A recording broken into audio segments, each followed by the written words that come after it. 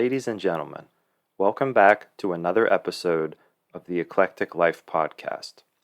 I hope that you enjoyed episode 1 on political reform and found the discussion to be useful. Now, changing gears, in today's episode, I'll be talking about the idea of colonizing Mars. Spoiler alert, I am not at all a fan of this idea, as I'll get into.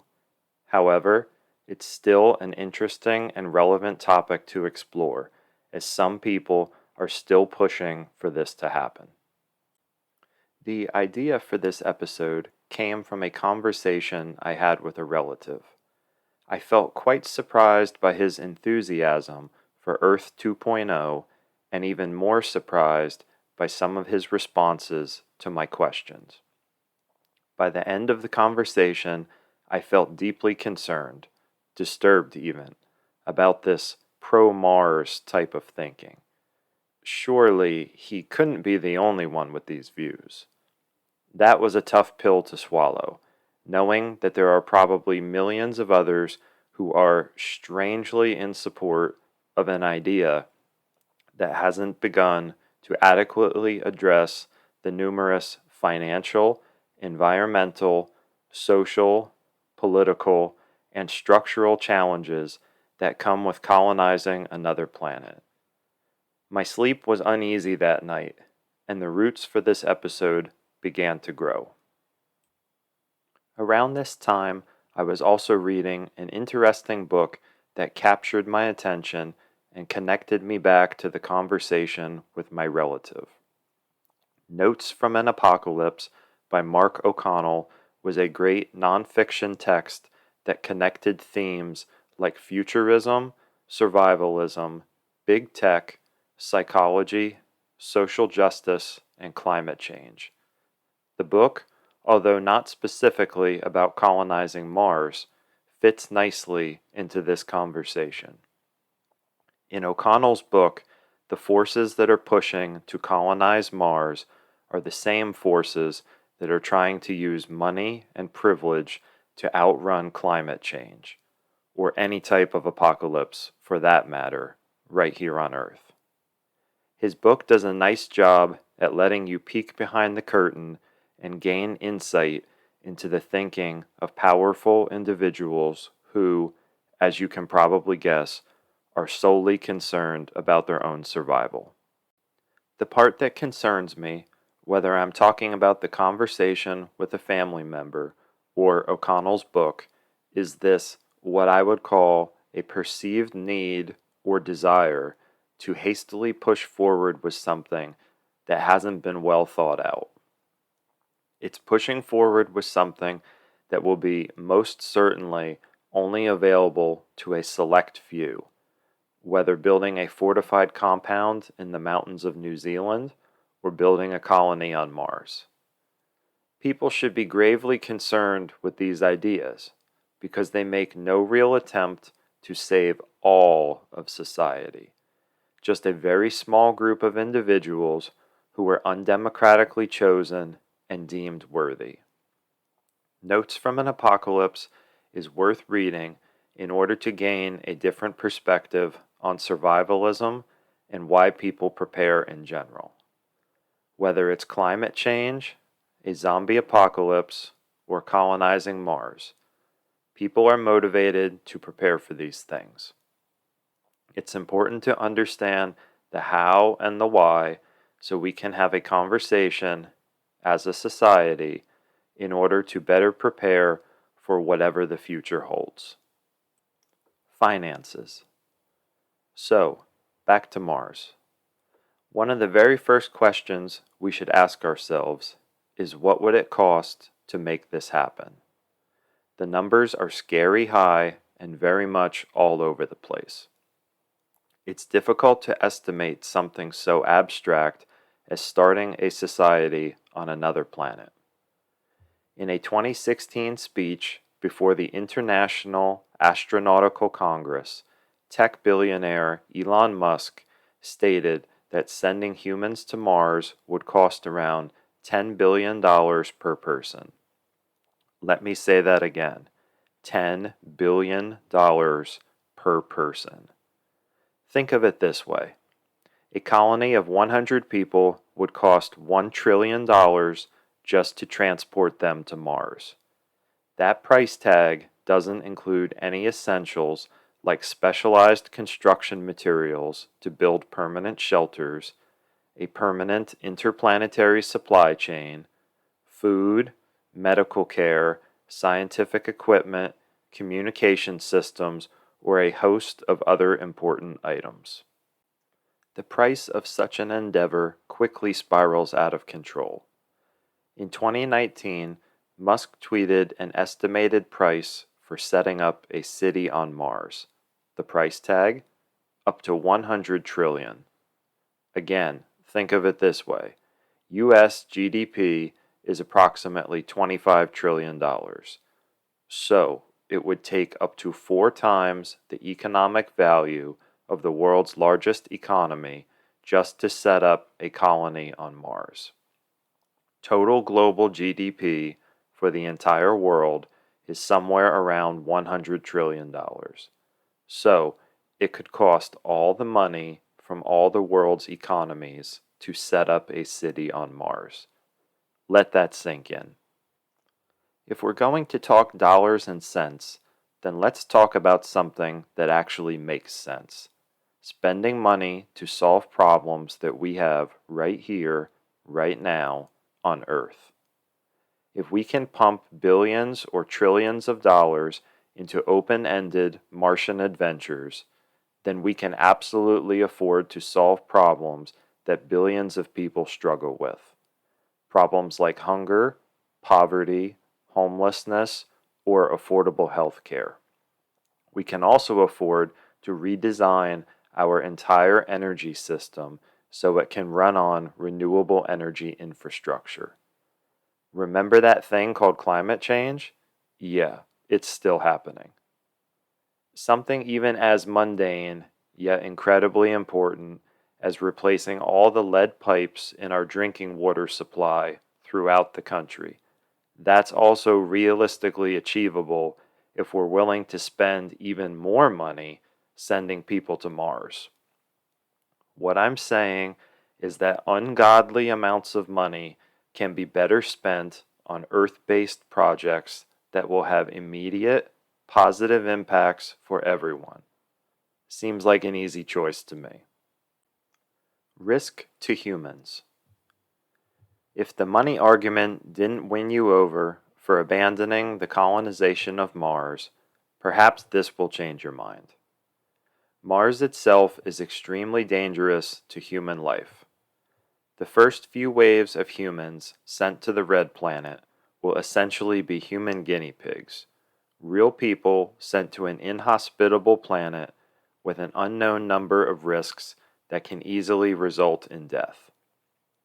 This reality was nicely described by George Dvorsky, senior staff reporter at Gizmodo. In a 2019 article entitled "Humans Will Never Colonize Mars," Dvorsky spells out the numerous reasons that make colonizing Mars nearly impossible. First, anyone going to Mars will face extreme amounts of radiation. This will knowingly put the colonists at greater risk for developing cancer. We could have people live underground, but the lack of sunlight and disconnection from the natural world could lead to mental health problems as well as a host of physical ailments. Extremely cold temperatures, a lack of oxygen, and high levels of CO2 in the atmosphere mean that venturing outside could easily result in a life or death situation. The low-gravity environment on Mars is associated with many negative effects on human health, including bone loss, cognitive disorders, balance problems, and fertility problems. Sending colonists to a place like this, in the name of science, is knowingly subjecting people to inhumane treatment. This brings up ethical, legal, and human rights concerns that cannot be ignored. What about growing crops outdoors? forget about it. Mars lacks adequate sunlight, an adequate water supply, as well as healthy enough soil to grow plants in. And the plants themselves, how will we protect acres of crops from ultra high levels of radiation? One idea that has been presented is to create both genetically modified plants as well as humans that will be able to survive in such an extreme environment. Again, is this ethical or legal? Are we really willing to create new species of organisms like they did in the movie The Titan with Sam Worthington? Supporters will argue that these challenges can be overcome by terraforming Mars over time. But at what cost? This would take decades and insane amounts of money, if it could be done at all. As Dvorsky notes, shouldn't we just apply all that effort into saving the Earth? Do we really need a second planet when we haven't fully devoted our resources into saving the first one?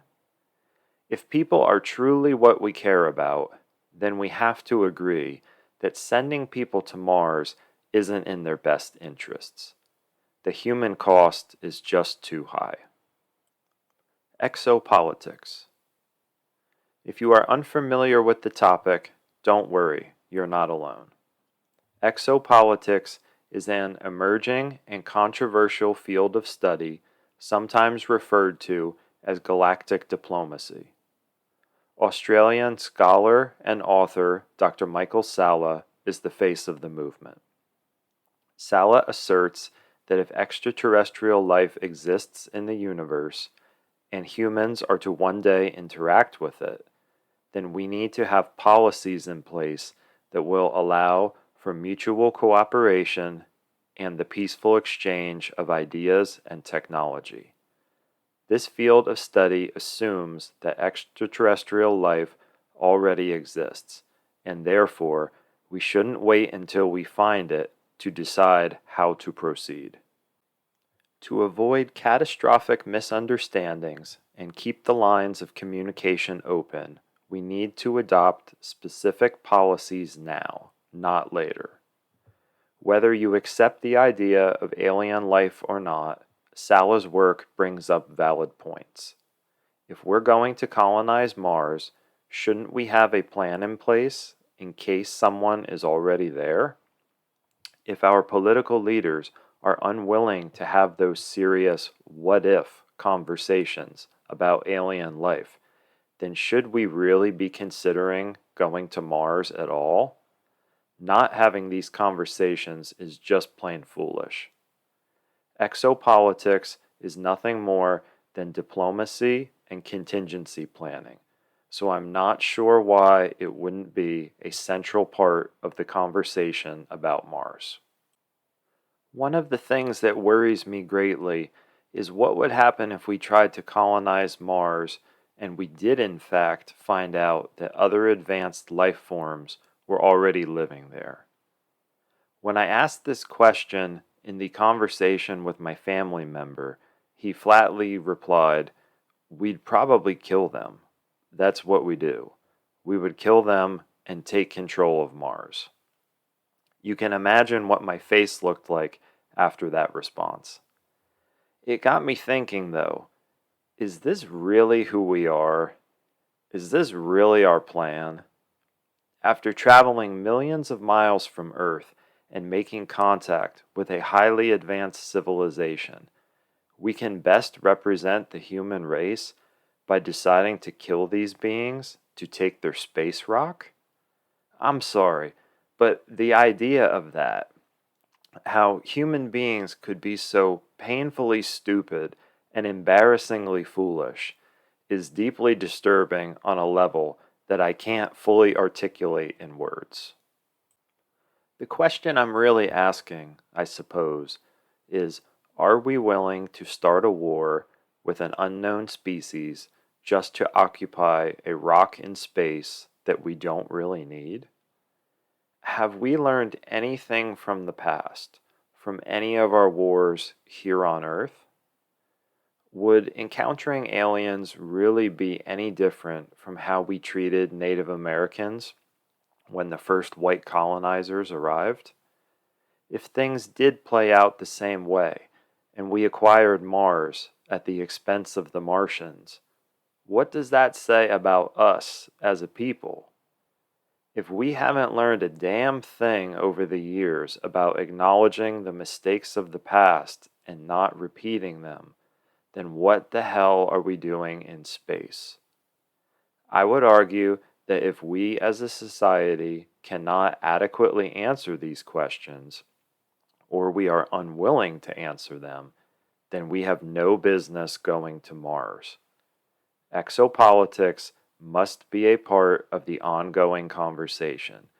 Ignoring it presents a grave risk to humanity. Climate change. Supporters of colonizing Mars often speak about the need to do so, based on climate change and overpopulation. They speak as if these things are set in stone and something we have no control over. Quite the opposite, actually. Climate change can absolutely be mitigated by reducing our use of fossil fuels. Replacing all the coal, oil, and gas infrastructure with renewable energy systems will reduce greenhouse gas emissions, improve air quality, and lower global temperatures. This is something we can do here on Earth, right now, that doesn't require experimental technology, incalculable risk, or sacrificing human beings in the name of science. We can choose to leave, or we can fix the problem, and it is fixable. There is no reason to escape if we change the systems that are causing the problem. Make no mistake, humans caused this problem, and humans can fix it too. Remember that $100 trillion figure I presented earlier? That was a high-end estimate of what it would cost to set up a city on Mars. One city of unknown size with an unknown number of people and limited resources. It got me thinking, if that's the cost to leave, then what's the cost to stay? How much would it cost to replace all the fossil fuel infrastructure with renewable energy systems? According to Mark Jacobson and colleagues in a 2022 paper entitled Low-Cost Solutions to Global Warming, Air Pollution, and Energy Insecurity for 145 countries, the cost would be somewhere around $62 trillion. The system would pay for itself in 5 or less years due to money saved from lower energy costs, as well as lower healthcare costs and fewer expenses from climate-related weather events. Such a system would also create more jobs than the current fossil fuel-dominated one. So, when it comes to climate change, the argument shifts in favor of staying here on Earth and spending money to fight the problem, versus going to Mars and starting a brand new society. Again, you can't argue with dollars and common sense. And what about overpopulation? That's the other supposed reason that we have to colonize Mars. The United Nations cites that there are approximately 8 billion people on the Earth. By 2050, that number is estimated to reach 9.7 billion. It's true that overpopulation is a real concern for the future and that it causes ecological damage, which makes climate change even worse. But human beings have no control over our population numbers? No, we absolutely have a say in this. We have the tools to keep our population in check, but we need to expand the use of those tools. A BBC article from 2022 titled, "How Many People Can Earth Handle?" presented some good ideas. Family planning education and access to contraception for both men and women are good places to start. Providing high-quality education to young girls and giving them opportunities to pursue higher education is another area we can focus on. Other reasonable ideas that I've heard about in the past include creating employment opportunities for people in developing countries so that they don't need large families to ensure economic stability. We can work to ensure that people have access to medical treatments like vasectomies and abortions if they so choose. We can change tax structures to disincentivize people from having large families. Land use and zoning laws should be revised to make our urban areas denser and more walkable while preserving as many natural areas as possible. And finally, we can do a better job with public messaging to educate people about the risks associated with overpopulation. All of these things are doable and don't require escaping to another planet. We must take these problems seriously and develop a proactive approach, not a reactive one. Human beings definitely have the power to change things when it comes to these challenges. They are difficult challenges, but not impossible. The billionaires. As if this conversation wasn't strange enough already, we have to talk about the elephant in the room. The billionaires who are pushing for humans to colonize Mars and set up permanent residence in space. From the conversation with my relative, it was clear to see that something deeper is going on here. Whether it's Elon Musk, Jeff Bezos, Larry Page, Peter Thiel, or even Donald Trump that we're talking about, there is what you might call a cult of personality at play here. It seems like regular people have this strange sense of worship when it comes to these guys. Perhaps what is happening is that people falsely believe that if they attach themselves to these individuals and their ideas, then they can be part of the cool kids club and get a free ride to success and salvation. That's my theory anyway. The problem is, however, that there are no free rides, and billionaires certainly don't give a damn about the average person. Make no mistake, colonizing Mars or building floating civilizations in space have very little to do with saving people and very much to do with gaining more wealth. Musk and his obsession with Mars, for example, is very much ego-driven and nothing more than an attempt to gain further fame, fortune, and power. It is also a way for the billionaire class to build their own kingdoms, bend the rules, and escape accountability. From reading Notes from an Apocalypse, you can read the writing on the wall from a mile away. These guys are completely out of touch with reality and fancy themselves as royalty who don't have to follow the same rules as the rest of us. Given the chance, they will run wild and create the conditions where they answer to no one. They long for the chance to play judge, jury, and executioner in worlds where rules no longer exist. This is Lord of the Flies come to life. Quite scary when you think about it. Some of the things we should be asking ourselves include, if Mars colonization did move forward, would the new colony be equitable? Would it solve any of the social justice problems we have on Earth, or would it simply repeat the mistakes we've already made? If the colony did move forward, millions of miles away from Earth, who would enforce the rules? Whose rules would we follow anyway? Would the colony become a breakaway plantation state, complete with human rights, labor, and environmental abuses? These are heavy ideas to consider, but they need to be thoroughly explored and decided upon before we even think about going to Mars. If you've ever seen the movie Elysium with Matt Damon, then you can picture what I'm seeing in my mind. Very much what I'm envisioning is a scenario where Earth is trashed and Mars becomes an oasis of luxury in space. It's not that far-fetched. The billionaire class has dreams of disappearing into space at the expense of everyone else. They want to escape from us, not escape with us. You can bet your bottom dollar that any permanent colony on Mars would be largely white, rich, English-speaking, and male.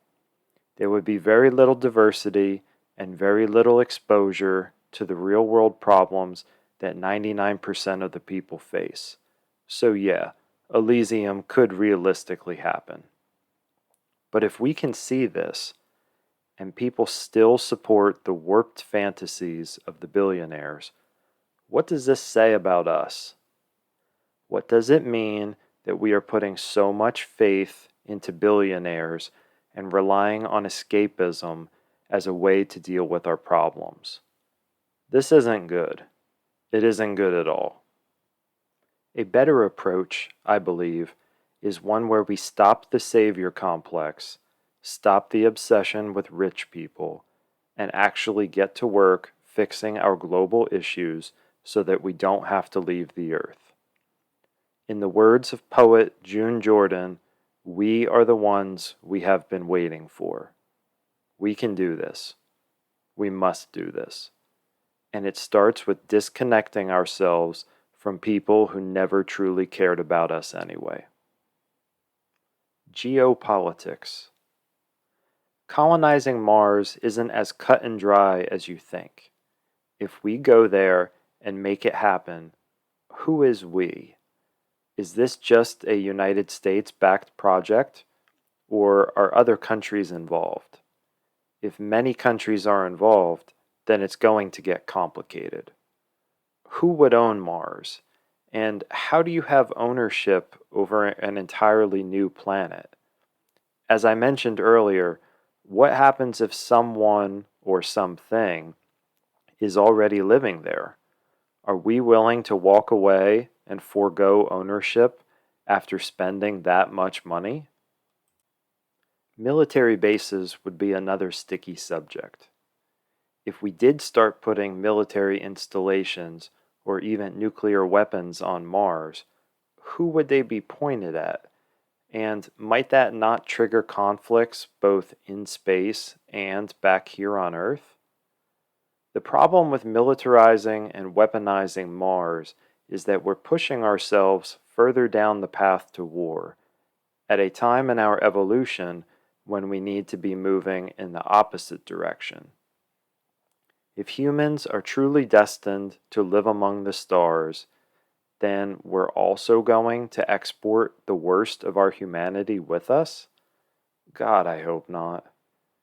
My main concern is, how do we plan on achieving mutual cooperation with other nations on Mars when we can't accomplish that yet on Earth? We should probably figure that out first. Other geopolitical questions would need to be addressed as well. What governing body would create the rules for Mars, and who would enforce those rules? That's a big one. Are we building prisons on Mars?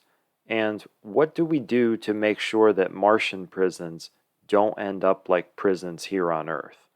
Poorly run, under-resourced, dangerous, and inhumane. Is that even a responsible use of tax dollars, building prisons in space?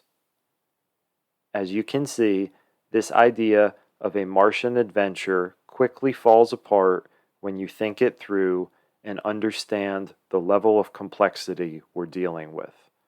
The most difficult part, arguably, will be dealing with other people, something we still haven't mastered here on Earth. Let's say this is a team effort, and many nations are involved with funding the colonization of Mars. My earlier question still holds.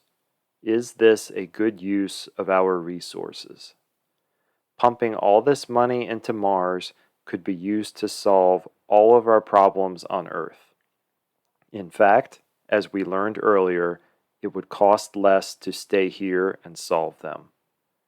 If nations can work together and pool resources, we can truly stop the problems at their source, instead of putting band-aids on them.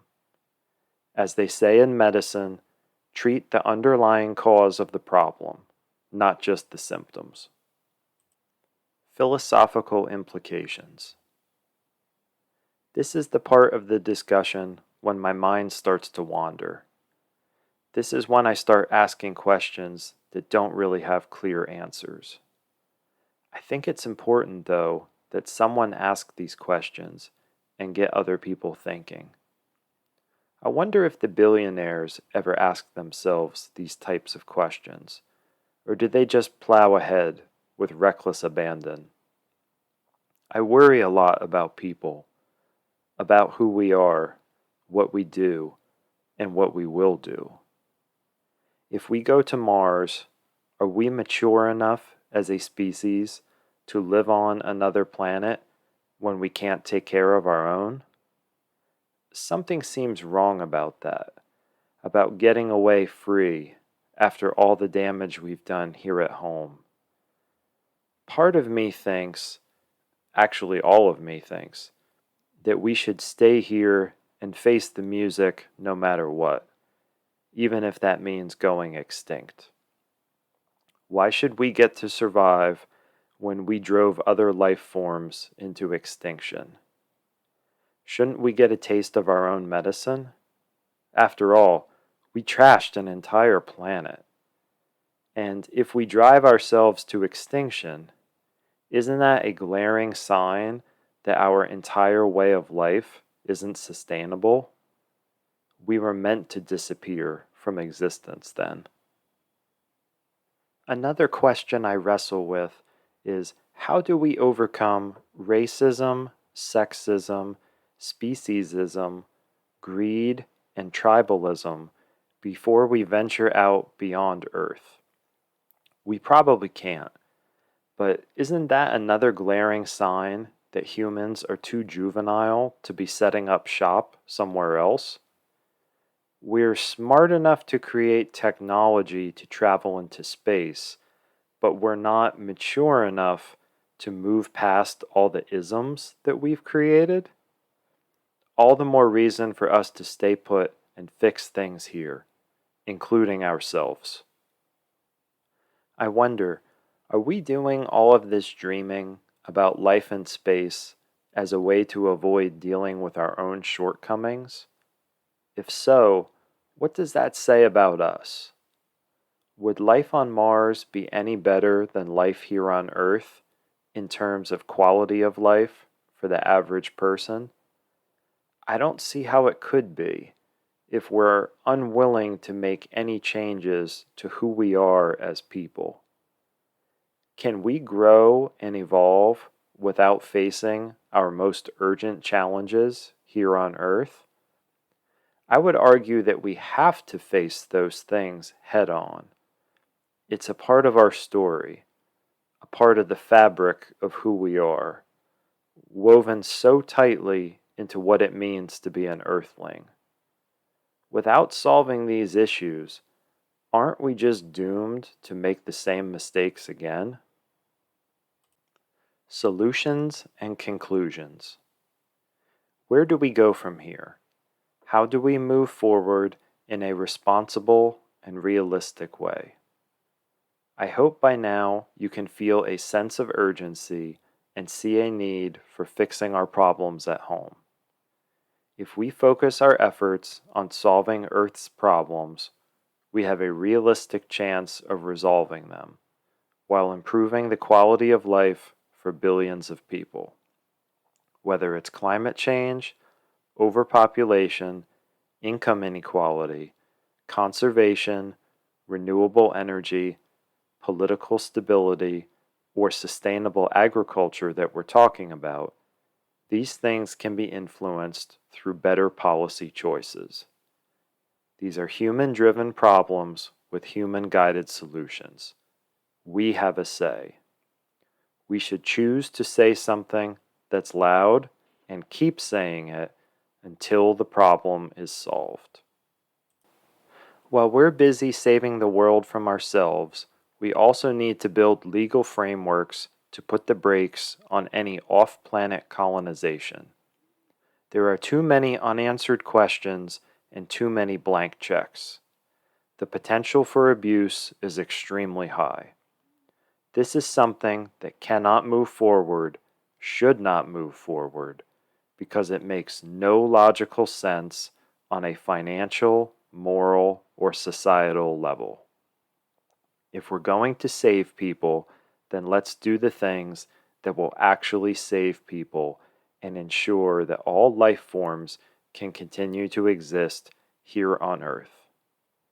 Let's not give this idea of colonizing Mars 1 ounce of credit or 1 bit of legitimacy.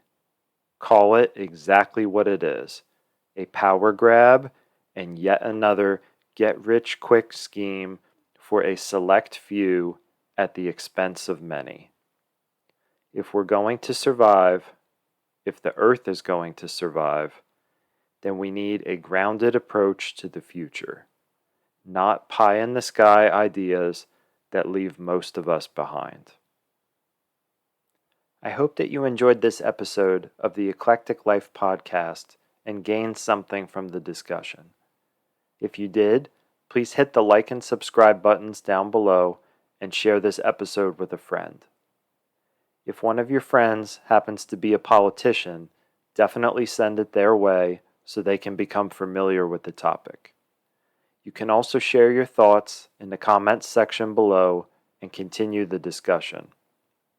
There are links in the description of this video that you may find useful, things that were referenced during the episode. There is also a link for my online t-shirt store, Eclectic Life Apparel. Make sure to check that out and grab yourself some merch if you feel inclined to do so. As always, I appreciate your support and thanks for listening. For the Eclectic Life, this is Sam signing out. See you next time.